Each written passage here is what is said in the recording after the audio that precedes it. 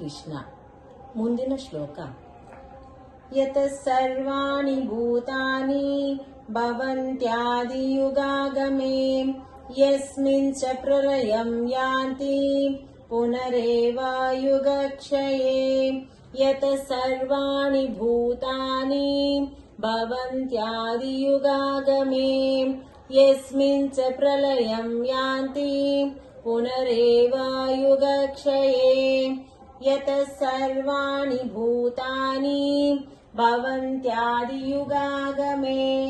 ಯಸ್ಮಿನ್ ಚ ಪ್ರಳಯಂ ಯಾಂತಿ ಪುನರೇವ ಯುಗಕ್ಷಯೇ. ಇದರ ಅರ್ಥ, ಸೃಷ್ಟಿ ಕಾಲದಲ್ಲಿ ಭಗವಂತನಿಂದ ಈ ಕಾಣುವ ಸೃಷ್ಟಿ ನಿರ್ಮಾಣವಾಗುತ್ತದೆ. ಎಲ್ಲ ಜೀವಿಗಳು ಹುಟ್ಟಿ ಬರುತ್ತವೆ. ಪ್ರಳಯ ಕಾಲದಲ್ಲಿ ಕಾಣುವ ರೂಪ ಕಳೆದುಕೊಂಡು ಸೂಕ್ಷ್ಮ ರೂಪದಲ್ಲಿ ಆ ಭಗವಂತನನ್ನು ಹೋಗಿ ಸೇರುತ್ತದೆ.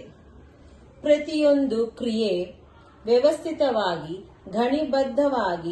ಗಣಿತಬದ್ಧವಾಗಿ ನಡೆಯುತ್ತದೆ. ಇಲ್ಲಿ ಯಾವುದು ಆಕಸ್ಮಿಕವಲ್ಲ.